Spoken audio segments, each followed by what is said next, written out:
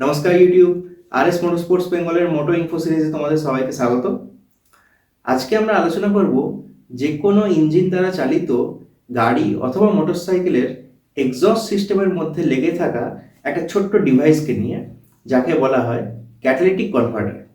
তো catalytic converter কাকে বলা হয়, এর কাজ কি, কেন এটা এত দরকারি, এইসব নিয়ে আজকে আমরা আলোচনা করব। তো চলো শুরু করা যাক।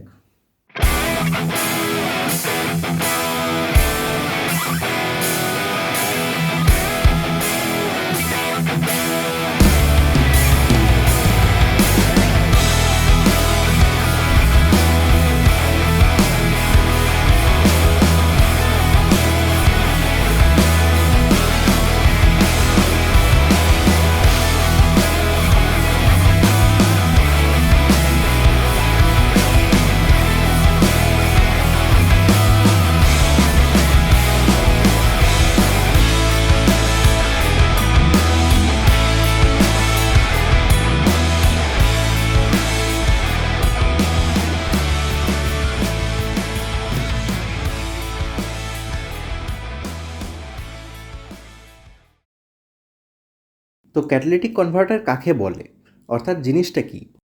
তো সহজ ভাষায় বলতে গেলে, কম্বাসশন ইঞ্জিন দ্বারা চালিত যে কোনো কার, মোটরসাইকেলের এক্সস্ট সিস্টেমের মধ্যে লেগে থাকা একটা খুবই ইম্পর্ট্যান্ট ডিভাইস, যেটা আমাদের গাড়ির ইঞ্জিন থেকে বেরিয়ে আসা ভেরি হার্মফুল গ্যাসকে লেস হার্মফুল গ্যাসে কনভার্ট করে, তাকে বলা হয় ক্যাটালিটিক কনভার্টার। ঠিক আছে? কম্বাসশন স্ট্রোকের পরে যখন এক্সস্ট স্ট্রোক আসে, তখন ইঞ্জিনের ভেতর থেকে যে গ্যাসগুলো বেরিয়ে আসে সেগুলো আমাদের হেলথ এবং এনভায়রনমেন্টের পক্ষে খুবই ক্ষতিকর। তাই আমরা এই ডিভাইসের ইউজ করে গ্যাসগুলোকে আমরা কনভার্ট করি লেস হার্মফুল গ্যাসে। তো কনস্ট্রাকশন ওয়াইজ ক্যাটালিটিক কনভার্টার দু ধরনের হয়, 2-ওয়ে ক্যাটালিটিক কনভার্টার এবং 3-ওয়ে ক্যাটালিটিক কনভার্টার। তো আজকাল 2-ওয়ের ব্যবহার খুব একটা হয় না, এখন আমরা সব কিছুতেই 3-ওয়ে ক্যাটালিটিক কনভার্টার ইউজ করে থাকি। তো চলো এবারে জেনে নেওয়া যাক যে এই ডিভাইসটার মধ্যে এক্স্যাক্টলি কী থাকে। তো আমরা এখানে 3-ওয়ে ক্যাটালিটিক কনভার্টার নিয়ে আলোচনা করব। তো এর ভেতরে হানিকম শেপের একটা ফিল্টার থাকে, তারপরে আরেকটা ফিল্টার থাকে, এবং প্রথমেরটাকে বলা হয় 3-ওয়ে রিডাকশন ক্যাটালিস্ট, দ্বিতীয়টাকে বলা হয় অক্সিডেশন ক্যাটালিস্ট। ঠিক আছে?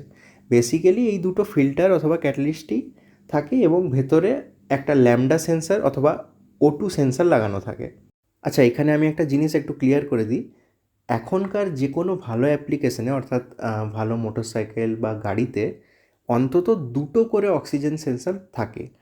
প্রথমেরটাকে বলা হয় প্রি ক্যাট এবং দ্বিতীয়টাকে বলা হয় পোস্ট ক্যাট। আচ্ছা, তো প্রি ক্যাট মানে কি?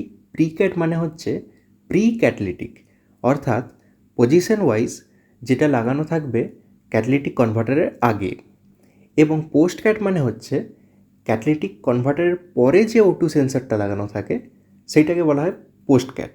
তো আমাদের যেটা প্রি ক্যাট অক্সিজেন সেন্সার, সেইটার কাজ হচ্ছে ডাইরেক্টলি ইঞ্জিনের ভেতর থেকে বেরিয়ে আসা যে এক্সস্ট গ্যাস, সেই গ্যাসের মধ্যে অক্সিজেনের পরিমাণ কতটা রয়েছে সেটাকে মেজার করা। এবং পোস্ট ক্যাট অক্সিজেন সেন্সারের কাজ হচ্ছে ক্যাটালিটিক কনভার্টারের মধ্যে দিয়ে ফিল্টার হয়ে বেরানো যে গ্যাস, তার মধ্যে কতটা অক্সিজেন রয়েছে সেইটাকে মেজার করা। এই হচ্ছে আমার বাইকের এক্সস্ট। তো দেখো, ইঞ্জিন থেকে বেরিয়ে কিছুটা দূরেই এক্সস্ট পাইপটার উপরে প্রথম ল্যামডা সেন্সার অর্থাৎ প্রি ক্যাট O2 সেন্সারটা লেগে রয়েছে। ঠিক আছে? এরপরে নিচের দিকে রয়েছে 3-ওয়ে ক্যাটালিটিক কনভার্টার, তার ঠিক পরেই রয়েছে পাইপটার ওপরে দ্বিতীয় O2 সেন্সার অর্থাৎ পোস্ট ক্যাট O2 সেন্সার। ঠিক আছে? এখনকার যে কোনো মোটরসাইকেল অথবা কারের মধ্যে অন্তত এরকম দুটো করে অক্সিজেন সেন্সার থাকবেই। তো এইবারে চলো জেনে নেওয়া যাক এই গ্যাসগুলোর কনভার্টিং প্রসেসটাকে। তো আমাদের ইঞ্জিন থেকে বেরানো গ্যাসগুলো এক্সস্ট পাইপের মাধ্যমে এসে প্রথম ধাক্কা মারে ক্যাটালিটিক কনভার্টারের মধ্যে থাকা প্রথম সেরামিক ফিল্টার অর্থাৎ রিডাকশন ক্যাটালিস্টটাকে।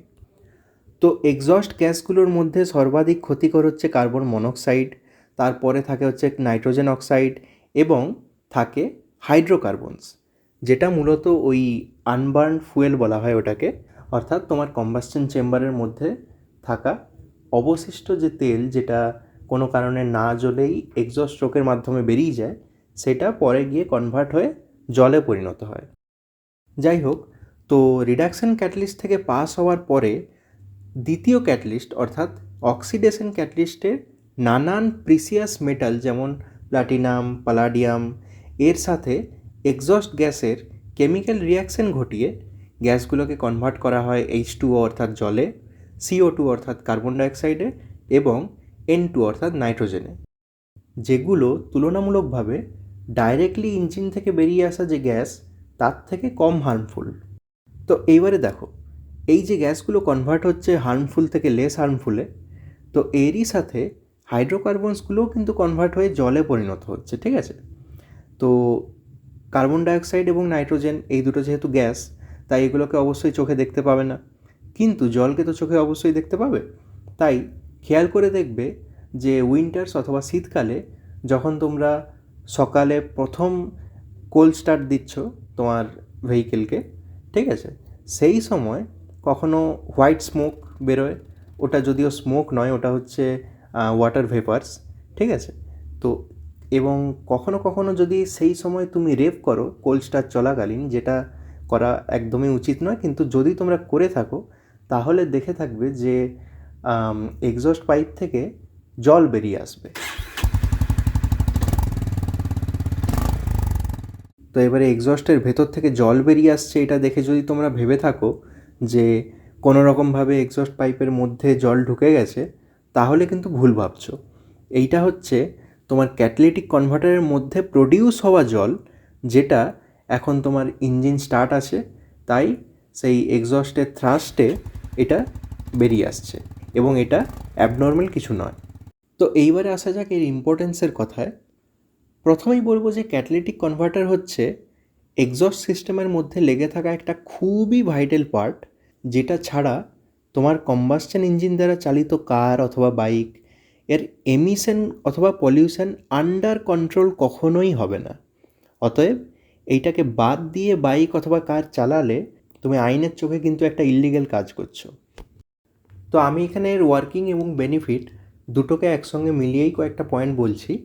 প্রথমেই বলবো যে ক্যাটালিটিক কনভার্টার তোমার ভেহিকেলের গ্যাসগুলোর হার্মফুলনেসটাকে কমাতে অবশ্যই সাহায্য করে, এটাই এর প্রধান কাজ। দ্বিতীয়ত, পাবলিক হেলথ ও এনভায়রনমেন্ট দুটোকে প্রোটেক্ট করাও এর কাজ। তৃতীয়ত, এই কনভার্টিং প্রসেসটার জন্য আমরা এখান থেকে বেটার ফুয়েল ইকোনমি পেয়ে থাকি।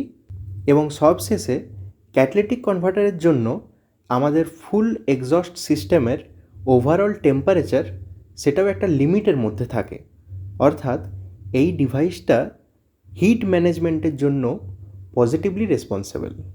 তো মাই ওয়ান্ডারফুল ভিউয়ার্স, আজকের মতো এইটুকুই। এই ভিডিওটা যদি তোমাদের ভালো লেগে থাকে এবং ইনফরমেটিভ মনে হয়ে থাকে, তাহলে একটা লাইক করে দিও এবং চ্যানেলটাকে সাবস্ক্রাইব করে বেল নোটিফিকেশনটাকে অন করে দিও এই রিলেটেড অন্যান্য ভিডিওর জন্য। চলো দেখা হচ্ছে পরবর্তী ভিডিওতে। Right safe.